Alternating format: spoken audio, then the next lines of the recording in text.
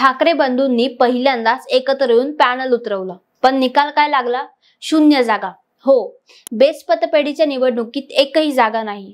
हा फक्त पराभव नाही, तर ठाकरे कुटुंबाच्या राजकीय भविष्यावर एक मोठा प्रश्न आहे.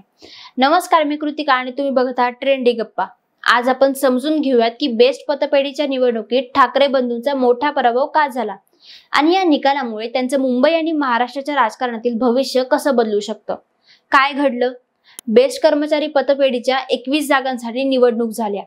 निकालात शशांकराव पॅनलने सर्वाधिक 14 जागांवर विजय मिळवला.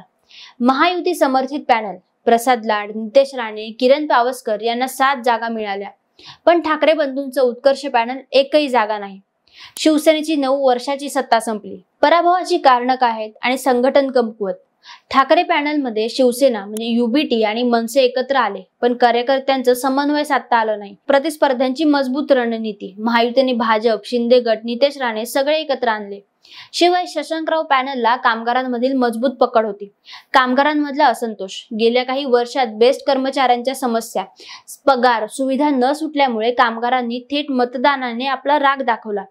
राजकीय भावनांना प्रतिसाद नाही. ठाकरे नाव कामगार निवडणुकीत पुरेसे ठरलं नाही. इथे मुद्दे होते रोजच्या जगण्याचे. या पराभवाचा राजकीय अर्थ म्हणजे बेस्ट ही मुंबईतील ठाकरे प्रभावाची सुरुवात मानली जात असे. तिथेच पराभव म्हणजे आगामी मुंबई महापालिका निवडणूक मोठं संकट.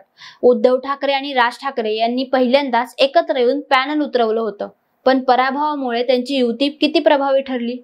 प्रश्न असा निर्माण झाला की शिवसेना, युबीटी, मनसेसाठी हा पराभव एक वेकअप कॉल आहे. भावनिक भाषण पुरेशी नाहीत, कामगिरी दाखवावी लागेल. ठाकरे गट आणि मनसेला मुंबई महानगरपालिका निवडणुकीपूर्वी संघटन पुन्हा मजबूत करावं लागेल. जर पराभवाची साखळी चालू राहिली तर ठाकरे ब्रँड हळूहळू कमी होत जाईल. ठाकरे कुटुंबाला आपल्या राजकारणातील ताकद टिकवायची असेल तर कामगार जनतेच्या प्रश्नांवर प्रत्यक्ष काम करणं, दाखवणं गरजेचं आहे. तुमच्या मते हा पराभव फक्त अपघात आहे का की ठाकरे कुटुंबाच्या राजकीय भविष्याचा एक मोठा इशारा?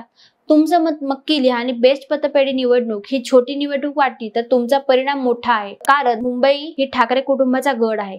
इथेच जर असं झाले तर पुढील महानगरपालिका आणि विधानसभेतील त्यांच्यासाठी किती कठीण असेल याची कल्पना येते. आताच ठरवायचं आहे की ठाकरे कुटुंब फक्त भावनांवर चालणार की मुद्द्यांवर आणि कामगिरीवर परत जनतेचा विश्वास मिळवणार.